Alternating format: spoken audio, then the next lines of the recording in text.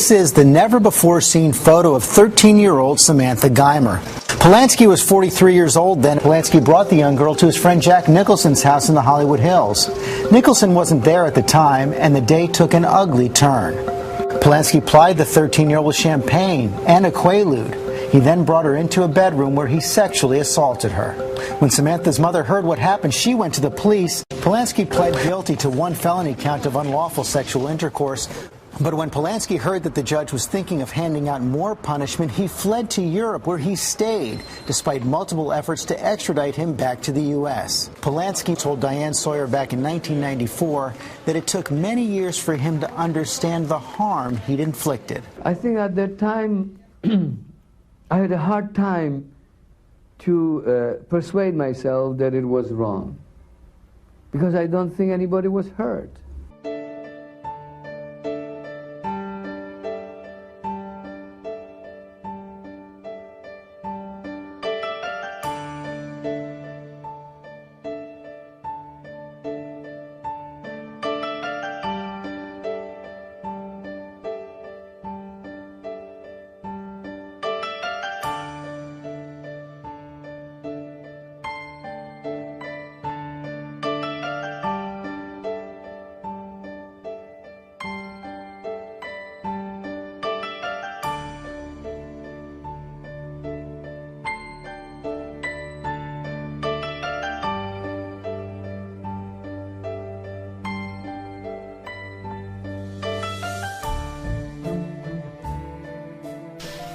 In my recent film on Strauss-Kahn, I showed how influential Zionists have an elite status in the modern globalist world empire, similar to the way Roman citizens in their ancient world empire had a different set of laws and privileges from their subjects. Some Zionists retorted that Strauss-Kahn, who's escaped 2 rape investigations and a number of other sex allegations, is only one man, and thus not representational. So today I'll offer some more glaring examples so the pattern becomes obvious to everyone. I pointed out that even with the 2 set-aside sex charges, just think about the laughable scenario of a super-capitalist, mega-rich banker leading the Socialist Party of France. That would make about as much sense as Obama selecting me as his running mate for his vice president in the Democratic Party. And Strauss-Kahn said in a magazine interview years ago that the first thing he thinks about every morning is how he can help Israel. Now that sounds great for a candidate for Israel, but certainly not for a man who wants to be president of France. I mean, doesn't every nation want its leader to be loyal to its own nation and not a foreign nation? How does he get away with all this? As I said, there's only one way that this is possible. And that is the fact that some very powerful men in media and politics have exactly the same loyalty to Zionist Israel as does Strauss-Kahn. How about some more examples? Take film director Roman Polanski, another Zionist. He gives an underage virgin girl drugs. He then rapes the girl. The case overwhelmingly proves his guilt, and then he flees and becomes a criminal fugitive in Europe. Years later, he's arrested in Switzerland, but his influential brethren in both Hollywood and in government and in media launch an international campaign on behalf of their poor, persecuted brother. Poor Roman Polanski, they cry. But how about the poor girl who was violated years ago and who can find no closure and no justice? Look at one of the biggest crooks of the 20th century, Mark Rich. Now, Rich is criminally charged with stealing millions of dollars. He flees to Europe, but he and his tribe are very politically connected. Even while he's a wanted man, his brothers have the political muscle and chutzpah to get Bill Clinton to pardon him. Now, that's unprecedented. Pardoned while you're still on the run before you can even stand trial. Now he's completely free. Wow, now that's a chosen person. Take Vladimir Kaczynski, one of the biggest organized criminals in Russia. He steals hundreds of millions of dollars, is engaged in all kinds of organized criminal activity. He flees Russia, and Interpol international warrant is issued for his arrest. Guzinski, though, is one of the elite. He's head of the Jewish Congress of Russia. End of story. He's got powerful Zionist allies in government media positions in every European nation and in America. In Greece, he's arrested on these crime warrants, but he's released in record time, 5 days. And credit for this is taken by the Jewish Congress. And then he easily finds asylum in a European nation that won't honor extradition. Now, the same thing is true for another huge criminal, Boris Berezovsky. Berezovsky was called the Wolf of the Kremlin. But his brethren in high places get him asylum in Britain and Spain. There's even evidence that Berezovsky funded Chechenian terrorism in Russia that killed hundreds of men, women, and children.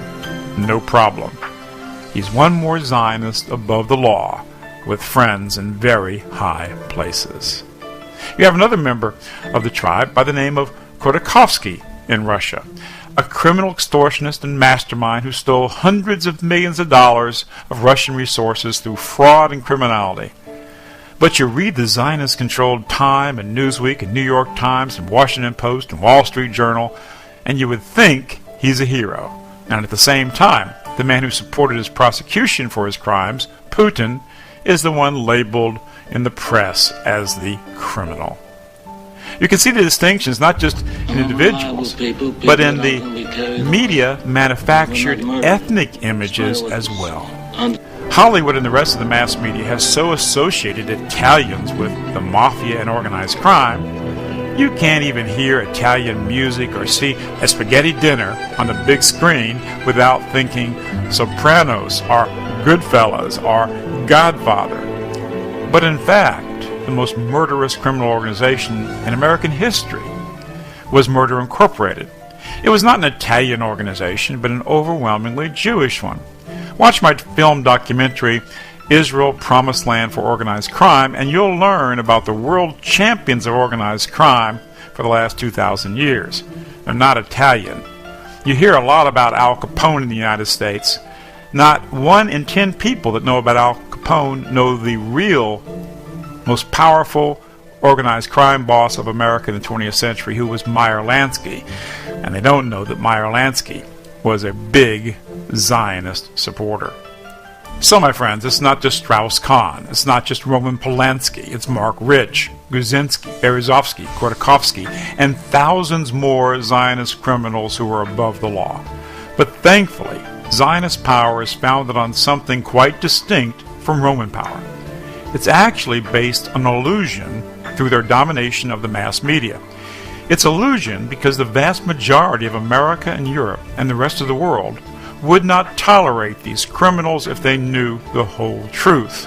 But every day that truth's coming out. The illusions are crumbling down with the increasing power of the internet, a power that's democratizing information. For instance, a few years ago, the Zionist media could say anything they wanted to about me. But now people have the chance to hear what I actually believe and what I actually say, rather than the caricature of the controlled press. Thank God that people still recognize the truth when they finally hear it. And that's because the truth is powerful. Far more powerful than the media bosses. And when this media control is broken, the criminals who run the international robber banks like Goldman Sachs and the criminal banking organizations such as the Federal Reserve, the World Bank, and Strauss-Kahn's International Monetary Fund will be prosecuted for the greatest thievery in the history of mankind. When this media power is broken, as it's being broken by these simple, humble words of truth that I speak to you right now, the people will pour into the streets in numbers that will make the current demonstrations on Wall Street and around America look like toothpicks in the Atlantic. I am working every day of my life to see these criminals brought to justice, and for the American people, as well as every people on earth, to be free of their criminal power. I ask you to show the courage necessary to make this movement sweep the United States, Europe, and the world. It's happening. Have the courage to stand up for what you really believe. Have the courage to support those men and women who speak for you.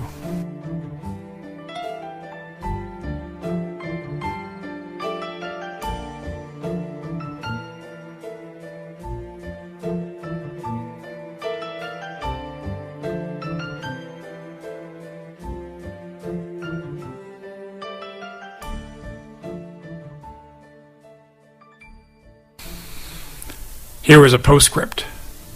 Very soon after I recorded this video, but before it was edited, I was kidnapped and jailed in Europe on a bogus immigration charge in order to silence me and prevent a lecture to an audience in Cologne. What was my crime, you might ask? Well, I committed no crime. I was kidnapped by the Zionist-controlled politicians who were desperate to prevent the European people from hearing the truth that I speak. And yes, it was a kidnapping. For kidnapping is when you take someone against their will and you imprison them away from the world. Ironic, isn't it? Unlike the Zionist rogues I exposed in this video, I had committed no crime. But the human rights criminals kidnapped and imprisoned me. They committed a serious crime for which men are prosecuted in the Hague International Court. Now, these are the same criminals who let Zionist rogues go free in the Western world, and the same criminals in the Zionist-influenced media that make into heroes the Zionist criminals. Israeli ministers come and go to Europe who are part of the Zionist regime that has enthusiastically cleansed, ethnically cleansed hundreds of thousands of people, who have tortured tens of thousands of human beings, who have bombed and burned mothers and children in their own beds.